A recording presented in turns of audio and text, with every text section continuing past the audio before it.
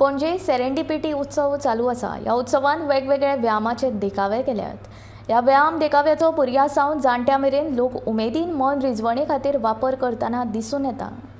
वेगवेगळ्या व्यायाम उपकरणाचेर बरे दिखावे उबारल्यात। भुरगीं तशेंच जाणटी आवडी प्रमाण उमेदीन आपलो पोज दिवन कलाकृती कडेन फोटोय काडटना दिसून येता।